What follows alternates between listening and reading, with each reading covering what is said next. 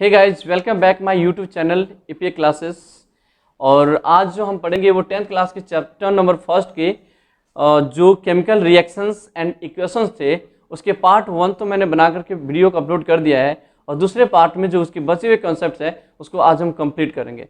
चलिए इससे पहले मैं बता देता हूँ कि पिछली वीडियो लेक्चर में मैंने आपको ये बता दिया है कि केमिकल रिएक्शन क्या होते हैं, केमिकल इक्वेशंस क्या होते हैं, उसके बाद में केमिकल इक्वेशन को जो होता है बैलेंस करना क्यों जरूरी होता है, उसको कैसे बैलेंस करते हैं। अब आज हम देखते हैं कि केमिकल रिएक्शन के कितने प्रकार होते हैं और क्या क्या उसमें चेंजेस आता है। देखिए यहाँ पर दिया है टाइप ऑफ केमिकल रिएक्शन।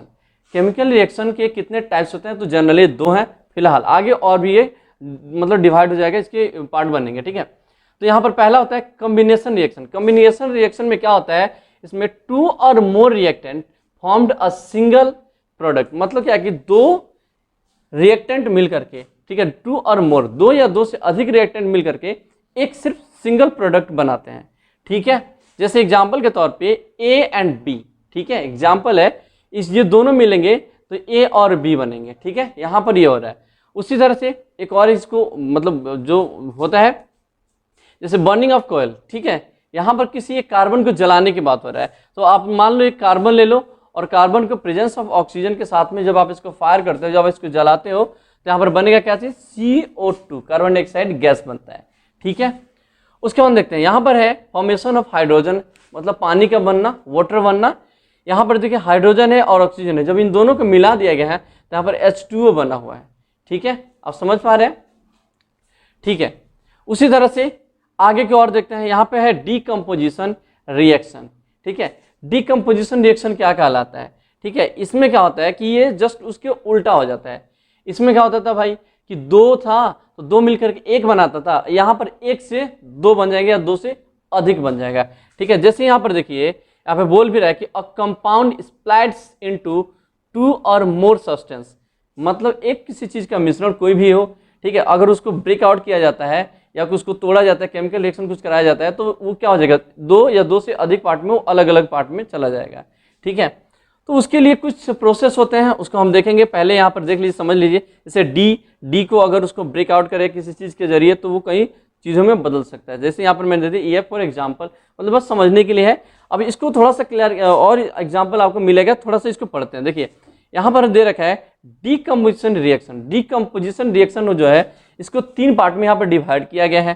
पहला थर्मल डीकम्पोजिशन, दूसरा है इलेक्ट्रोलाइटिक डीकम्पोजिशन, जैसे फोटोलाइसिस डीकम्पोजिशन। ये 3 है, इनको तीनों को एक एक करके समझते हैं। वैसे मैं बता देता हूँ, देखो थर्मल में हीट आएगा, इलेक्ट्रिक में इलेक्ट्रिक आएगा, और फोटो में सनलाइट आता है। देखते हैं आगे कैसे होता है।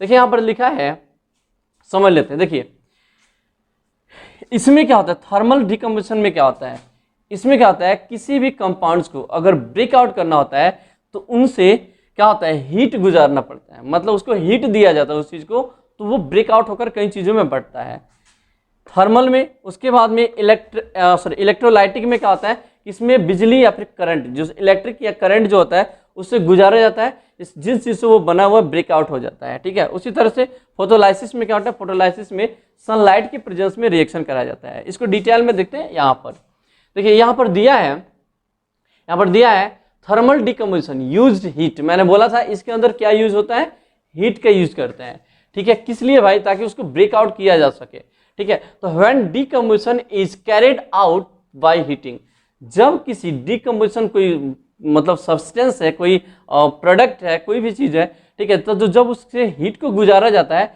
तो वो कई रूपों में मतलब डाइवर्ट हो जाता है, बढ़ जाता है, निकल जाता है। कैसे देखते हैं, यहाँ पर देखिए CaCO3, ठीक है, इससे हीट को गुजारा गया है। तो यहाँ पर CaO प्लस में CO2। अब ये क्या चीज है, देखिए मैं बताता हूँ। Ca मतलब कैल्शियम, CO का मतलब कार्बोनेट, ठीक है। तो कैल्शियम कार्बोनेट किससे अगर जब हम हीट को गुजारते हैं तो वो क्या बन जाता है, calcium oxide and carbon dioxide, ठीक है। यहाँ पर ये बनते हैं, समझ में आ रहा है। देखो यहाँ पर एक चीज था, डीकम्पोजिशन क्या कहता है, ये कहता है ना एक चीज से 2 या 2 से अधिक चीज मिलता है। तो ये तो समझ में आ रहा है आप लोग को, ठीक है। तो यहाँ पर देखिए CaCO3 ये क्या है, कैल्शियम कार्बोनेट। ये इसको जब हम हीट कर रहे हैं तो यहाँ पर देखिए, यहाँ पर 2 चीज आ रहा है, CaO एंड CO2, मतलब कैल्शियम ऑक्साइड एंड उसके बाद में कार्बन डाइऑक्साइड गैस, ठीक है। कोई दिक्कत, कोई दिक्कत नहीं है। अब यहाँ से हम चलो आगे की ओर देखते हैं इलेक्ट्रोलाइटिक। अब इलेक्ट्रोलाइटिक को देखते हैं, यहाँ पर है इलेक्ट्रोलाइटिक डीकम्पोजिशन से क्या होता है, पासिंग इलेक्ट्रिक, मतलब इससे क्या होता है, बिजली इससे गुजारा जाता है। अब क्या होगा भाई, देखिए when decomposition is carried out by passing electricity और करंट, ठीक है, मतलब इलेक्ट्रिसिटी या फिर करंट दोनों सेम ही है। कोई भी चीज हो, कोई सब्सटेंस है या फिर कोई भी प्रोडक्ट हो, लेकिन वो कंपाउंड होना चाहिए, किसी न किसी से मिलकर के बना हुआ होना चाहिए। तो देखिए, तो एक चीज से कई चीज बनेगा। यहां पर देखिए H2O, ये एक लिक्विड है, सॉरी यहां पर देखिए एग्जांपल H2O, इससे क्या है, यह एक लिक्विड है, इससे क्या किया इलेक्ट्रिक या फिर करंट इससे मतलब इससे पास किया गया है इसके जरिए से। तो यहां पर क्या हो रहा है कि ये दोनों चीज बट गया है, हाइड्रोजन एंड ऑक्सीजन ये अलग अलग हो गया है, ठीक है। ओके, अब अगला आता है फोटोलाइसिस डीकम्पोजिशन। इसमें क्या होता है, मैंने पहले ही बताया था कि फोटोलाइसिस डीकम्पोजिशन में सनलाइट की प्रेजेंस में रिएक्शन कराया जाता है। तो यहाँ पर ऑलरेडी इसमें यूज सनलाइट आपको समझने के लिए यहाँ बनाया गया है। और क्लियर देखते हैं, यहाँ पर लिखा है when decomposition is carried out in presence of sunlight, ठीक है। ये जो फोटोलाइसिस डीकम्पोजिशन है ये प्रेजेंस ऑफ सनलाइट में कराया जाता है, ये प्रोसेस होता है, ठीक है। अब एक एग्जांपल के माध्यम से देखते हैं, देखिए यहाँ पर लिखा है AgCl मतलब सिल्वर एंड क्लोराइड, ठीक है। इसको जब इससे मतलब सिल्वर और क्लोराइड से जब क्या होता है, ये एक सॉलिड है, यहाँ पे S लिख दिया है, ठीक है। तो इससे जब सनलाइट को गुजारा जाता है, ठीक है, तो ये क्या बना लेता है, यहाँ पर देखिए सिल्वर अलग कर देता है और क्लोरीन, यहाँ पर क्या है सिल्वर क्लोराइड, और जैसे सनलाइट गुजार दिया तो बन गया क्या चीज, सिल्वर एंड Cl2 मतलब क्लोरीन, ठीक है। यहाँ पर ये अलग अलग दो चीजों में बट गया। थोड़ा सा इसमें और चीज समझते हैं, देखिए AgCl मतलब सिल्वर क्लोराइड का जो मेल्टिंग पॉइंट होता है वो 455 डिग्री सेल्सियस होता है, ठीक है। उसके अंदर सिल्वर, उसके अंदर समझते हैं क्लोराइड का यूज क्या होता है, थोड़ा इसको भी समझ लेते हैं। बेसिकली ये एडिशनल इंफॉर्मेशन है। इसका यूज होता है किल बैक्टीरिया, बैक्टीरिया को मारने के लिए में इस्तेमाल किया जाता है। फॉर एग्जाम्पल जैसे कि ड्रिंकिंग वाटर में कई बार इसका इस्तेमाल होता है, या फिर स्विमिंग पूल में जिसमें आप बहुत तैरने जाते हैं, ठीक है, उसमें भी इस क्लोरीन का इस्तेमाल किया ताकि उसके अंदर जो भी बैक्टीरिया होती है वो खत्म हो जाती हैं, ठीक है। ओके, अब सबसे इंपॉर्टेंट जो आपके पेपर में पूछा जाता है उसका है यहाँ पर फोटोलाइसिस रिएक्शन यूज्ड इन, देखिए यहाँ इसका यूज होता है black and white photography. Black and photography जो मतलब प्रोसेस है हमारे डेली लाइफ में जो हम देखते हैं, ठीक है, उसमें फोटोलाइसिस रिएक्शन इस्तेमाल किया जाता है, ठीक है, कोई दिक्कत, ठीक है। अब चलते हैं हम नेक्स्ट पार्ट पर।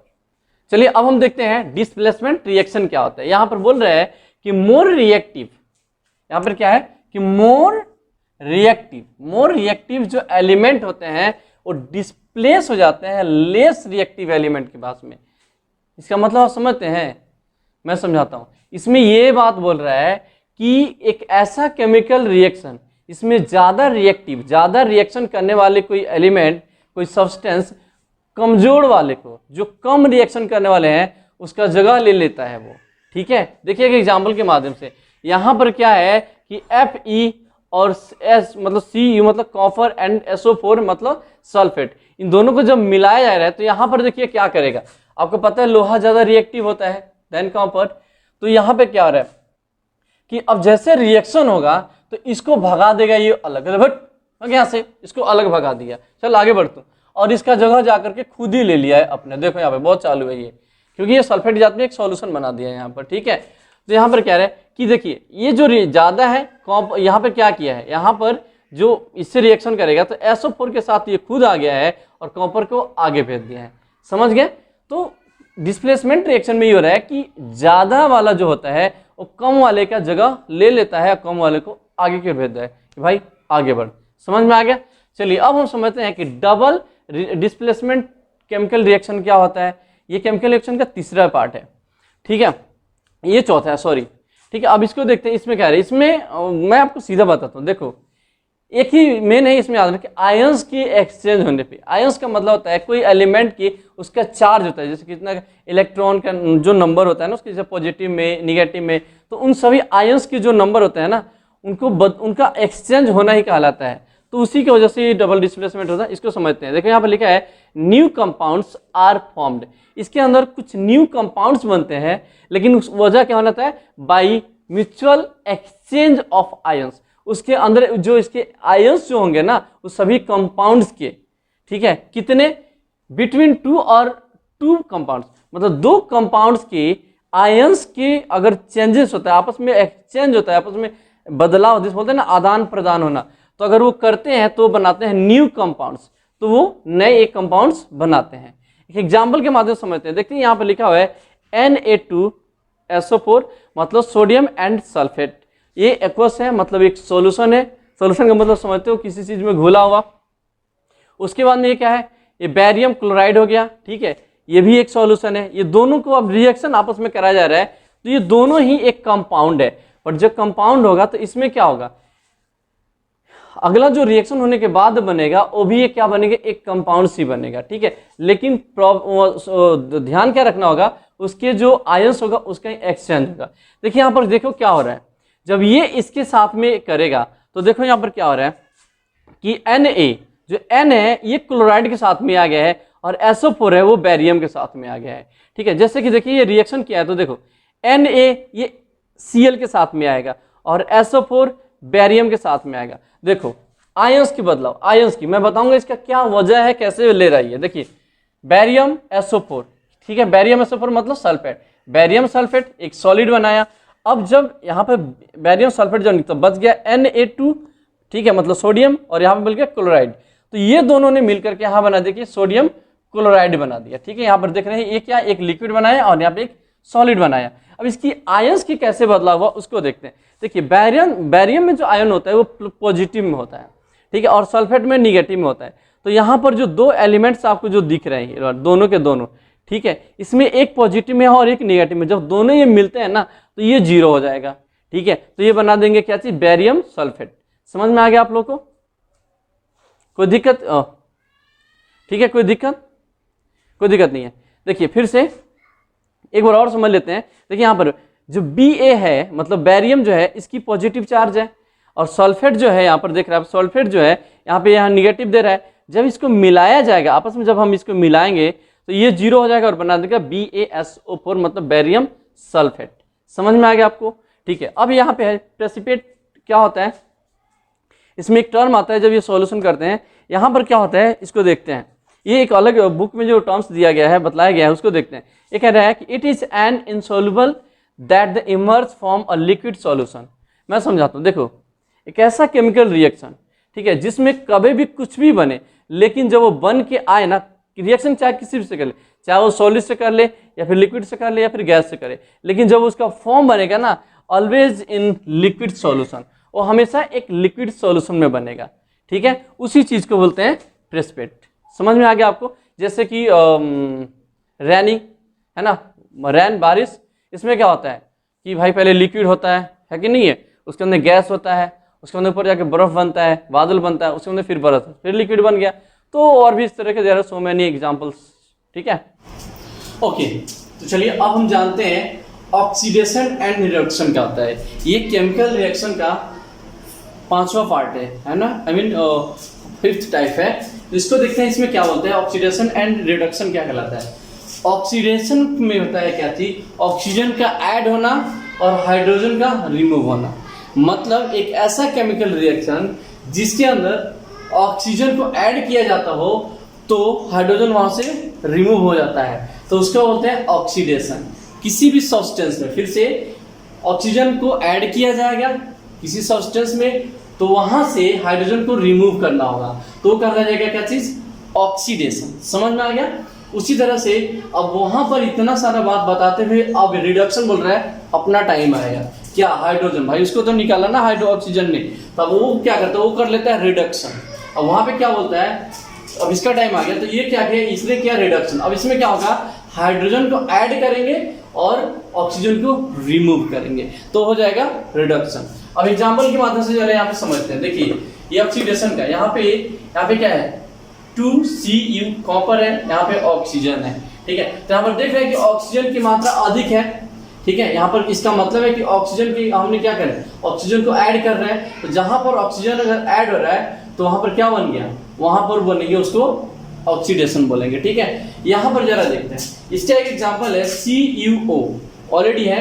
अगर हमने इसे हाइड्रोजन को ऐड कर दिया तो यहाँ से क्या होगा, ऑक्सीजन जो होगा वो रिमूव हो जाएगा। यहाँ पर देखिए क्या बन गया, यहाँ पे Cu और H2O, मतलब ऑक्सीजन यहाँ पर देखिए कम हो गया, हाइड्रोजन यहाँ पर अधिक है, तो मतलब ऑक्सीजन की मात्रा घटी है, वहां से उसको रिमूव किया गया है, जबकि रिएक्शन इसको करवाया गया, ठीक है। तो यहाँ से हाइड्रोजन को रिमूव कर दिया, मतलब ऑक्सीजन को जब यहाँ से रिमूव कर दिया गया, ठीक है, तो इसको बोलेंगे रिडक्शन। रिडक्शन में हाइड्रोजन ऐड होगा, ऑक्सीजन रिमूव होगा, ऑक्सीडेशन में ऑक्सीजन ऐड होगा, हाइड्रोजन रिमूव होगा। समझ गए आप, ठीक है। और एक ऐसा केमिकल रिएक्शन जिसके अंदर दोनों ही होता हो, एक ऐसा केमिकल रिएक्शन करें इसके अंदर क्या होता है कि ऑक्सीडेशन भी होता है और रिडक्शन भी होता है, तो उसको बोलते हैं रेडॉक्स। क्या बोलते हैं, रेडॉक्स रिएक्शन। समझ में आ गया, ये पेपर में 1 नंबर में पूछते रहता है, तो ये आप नोट करना ज्यादातर, ठीक है, याद है ना आपको, क्लियर हो गया। अब चलते हैं हम यहाँ पर जरा, अब हम जानेंगे effects of oxidation in our daily life. हमारे डेली लाइफ में ऑक्सीडेशन की क्या मतलब जरूरत पड़ता है उसको हम जरा देखते हैं। देखिए यहाँ पर जो दिया है, देखिए क्या होता है, पहले आपको समझाता हूँ, ठीक है। यहाँ पर क्या होता है जरा देखिए, समझते हैं। किसी भी चीज को आपने देखा होगा, चाहे वो लोहा हो गया, चाहे वो कोई सिल्वर हो गया, चाहे वो कोई आपके घर का कोई सामान हो गया, जब आप उसे घर से बाहर फेंक देते हैं, उसकी केयर नहीं करते, तो देखते हैं कुछ टाइम के बाद वो खराब हो जाता है। तो उसके साथ क्या हुआ, उसके साथ ऑक्सीडेशन हुआ है। तो ऑक्सीडेशन में ये होता है, when a metal is exposed, जब किसी मेटल को बाहर रख दिया जाए या खुले में छोड़ दिया जाता है, तो moisture, air and water and acid, ये सभी चीज एक्सेट्रा बहुत सारी चीज क्या कर लेते हैं, उस कुछ समय के बाद उस मेटल के ऊपर एक लेयर बना देते हैं ऑफ ऑक्साइड, एक ऑक्साइड का लेयर बना देते हैं, ठीक है। उसके बाद में वो क्या होता है, वो चीज जो होता है, जो हमारा जो वो मतलब सब्सटेंस है, मेटल कुछ भी जो हमने रखा था बाहर, जो मेटल हमने रखा था, उसके ऊपर एक जो लेयर बन जाता है, जिसकी वजह से जो हमारा मेटल वो क्या होता है, वीक हो जाता है, विकल्स हो जाता है उसके बाद में, और उसी चीज को, उस मेटल का खराब होने को कहते हैं कोरड, ठीक है। उस मेटल का खराब हो जाना कोरड कहलाता है, ठीक है। तो ठीक है, इसको क्या, वीक मेटल, जो मेटल हमने बाहर रखा था वो खराब हो गया, तो उसे कोरड बोला जाएगा। फॉर एग्जांपल के तौर पे देखते हैं कैसे, जैसे रस्टिंग ऑफ आयरन, लोहे का खराब हो जाना, ठीक है, क्या कहलाता है, मतलब कोरड, आई मीन क्या, ऑक्सीडेशन कहलाएगा। क्या भाई, वो मेटल को खराब करते हैं, वीक कर दिया है, ठीक है। उसके बाद में ब्लैक कोटिंग ऑन सिल्वर, आप देखा होगा जो चांदी होता है, इसके ऊपर एक ब्लैक कोटिंग सा बन जाता है, मतलब उसके ऊपर काला काला सा धब्बा बन जाता है, तो वो धीरे धीरे उसको खराब करना भी काम शुरू कर देता है। तो उसी तरह से ग्रीन कोटिंग ऑन कॉपर, ठीक है, तांबे वगैरह पे आपने देखा होगा, ठीक है, या फिर अल्युमिनियम जो होता है उसके ऊपर देखोगे ना, ग्रीन टाइप का जो पित्तल का जो बर्तन या फिर तांबे का बर्तन, जिसमें पानी वगैरह बहुत शुद्ध करता है, पानी को शुद्ध करता है, ठीक है, तो उसके ऊपर भी क्या, ग्रीन कोटिंग। जैसे पानी क्या करो, जो एल्युमिनियम के बर्तन वगैरह होता है तांबे का, उसके अंदर पानी रख के छोड़ दो 2-4 दिन, 5 दिन, तो पानी के अंदर आपको पता है कि उसके अंदर ऑक्सीजन होता है, ठीक है। तो जहां पर ऑक्सीडेशन होगा वहां पर तो वो खराब करेगा, तो धीरे धीरे उसमें ग्रीन कलर का एक कोटिंग बैठना शुरू होता है, एक मेल्ट है उससे, मतलब ना, मतलब बेकार पदार्थ उसमें जमने लगता है, तो उसको हम क्या करते हैं कि साफ ऑफ कर देते हैं, ठीक है। तो उससे ग्रीन कोटिंग और कॉपर, समझ में आ गया आपको, तो इसको खराब कर देता है। उसके बाद में समझते हैं क्या होता है, तो the oxidation of fats and oil when exposed to air, मतलब किसी खाने पीने की चीज, जैसे फैट हो गया, ऑयल हो गया, ये वाली सब पदार्थ हो गए, जब इसको बाहर हम एक्सपोज कर देते हैं, बाहर एक जगह खुले जगह पे छोड़ देते हैं, तो वो क्या होता है कि कुछ दिनों के बाद वो क्या होता है कि खराब हो जाता है। और जब वो खराब होने लगता है तो उसमें से क्या होता है कि वो लीड्स टू बैड स्मेल, उसमें से मतलब दुर्गंध निकलने लगता है, या फिर बैड टेस्ट, या फिर वो खराब टेस्ट में हो जाता है, ठीक है। इसीलिए खाने पीने की चीज होती है, फैट्स की चीजें होती है या फिर ऑयली जो चीज होता है, उसके खाने पीने की चीजों में उसके चिप्स की पैकेट जो होती है उसके अंदर नाइट्रोजन गैस भर दिया जाता है ताकि वो खराब ना हो, उसमें से ऑक्सीजन निकाल करके नाइट्रोजन भर दिया जाता है ताकि वो स्मेल ना करे या फिर वो खराब ना हो। जैसे 10 रुपये कुरकुरा, ठीक है। चलिए आगे की ओर बढ़ते हैं। समझते हैं कि केमिकल रिएक्शन ऑल्सो डिवाइड या फिर क्लासिफाइड बेस्ड ऑन टेम्परेचर, मतलब केमिकल रिएक्शन को, वैसे तो हमने 5 यूनिट पढ़ लिया था सॉरी, साथ साथ में अब हम इसको देखते हैं कि केमिकल रिएक्शन को उसके टेम्परेचर के बेस पर भी कितने भाग में बांटा गया है। तो यहाँ पे देख पा रहे हैं आप कि केमिकल रिएक्शन को उसके टेम्परेचर के बेस पर इसको 2 भाग में बांटा गया है अल्सो, ठीक है। एक है इसको एक्सोथर्मिक और दूसरा है एंडोथर्मिक। तो पहले हम समझते हैं कि एक्सोथर्मिक क्या है इसका। इस रिएक्शन में क्या होता है कि केमिकल रिएक्शन कराने के साथ साथ उस प्रोडक्ट के साथ साथ हीट भी रिलीज होता है, मतलब जब कोई केमिकल रिएक्शन करा रहा है तो कोई प्रोडक्ट तो बना, वो तो ठीक है, लेकिन साथ साथ उसमें हीट, मतलब कि गर्मी भी उसमें उत्पन्न होती है, प्रोड्यूस होती है, रिलीज होती है। ठीक है, देखते हैं क्या चीज़ है। तो यहाँ पर एक एग्जांपल के माध्यम से बर्निंग ऑफ नेचुरल गैस, एक अगर नेचुरल गैस को हम जलाते हैं, नेचुरल गैस है कि यहाँ पर ये CH, यह एक गैस है, नेचुरल गैस है जिसे हम मीथेन गैस बोला जाता है। यहाँ पर ऑक्सीजन, ठीक है, यह भी एक गैस है। और किसी भी चीज़ को बर्न करने के लिए, मतलब जलाने के लिए क्या करना होता है, पहले उसको ऑक्सीजन की प्रेजेंस में उसको हमें जलाना पड़ता है। ठीक है, तो ओके, अब जब ये बनेगा, जब ये रिएक्शन करेगा तो यहाँ पर क्या बनाएगा, कार्बन डाइऑक्साइड गैस, जो कि गैस के फॉर्म में रहेगा, ये इसका फिजिकल स्टेट है। उसके बाद में यहाँ पर ये जो पानी रिलीज करेगा, लेकिन ये पानी एक गैस के फॉर्म में होगा, कुछ पानी भी गैस के फॉर्म में प्रेजेंट होते हैं। ठीक है, उसके साथ ये हीट रिलीज होता है। ठीक है, ओके, जैसे मान लो आप पानी गर्म करते हो तो एक गैस नहीं, जो नीचे से भाप बन के जो उड़ते रहता है उसको हाथ रोक के देखोगे तो पानी के रूप में आपके हाथ में वो आ सकता है। ठीक है, उसी तरह से एक और है यहाँ पे एंडोथर्मिक। एंडोथर्मिक होता है, एंडोथर्मिक रिएक्शन, इसमें क्या होता है, एक ऐसा रिएक्शन जिसको रिएक्शन करने के लिए उसको क्या चाहिए, रिक्वायर्ड एनर्जी किस फॉर्म में चाहिए उसको, हीट में, लाइट में या फिर इलेक्ट्रिसिटी में। ठीक है, तो एंडोथर्मिक को रिएक्शन करने के लिए उसको एनर्जी चाहिए हीट, लाइट या फिर इलेक्ट्रिसिटी फॉर्म में। एग्जाम्पल के लिए आप डीकम्पोजिशन रिएक्शन को एक बार आप देखोगे तो हमें बहुत सारे एग्जाम्पल दिया गया, जैसे लाइट से, हीट से, इलेक्ट्रिसिटी से हमने जो किया था एग्जाम्पल। ठीक है, और मैं उम्मीद करता हूँ आपको ये वीडियो लेक्चर पसंद आया होगा और सारे कंसेप्ट समझ में आए होंगे। और आपके लिए बहुत सारा मैंने मेहनत किया और देखो पसीने भी आ गए, बट कोई बात नहीं है। आप अगर एक वीडियो को लाइक करते हैं और मेरे चैनल पे नए हैं तो अगर आप सब्सक्राइब करते हैं, thank you very much and good day.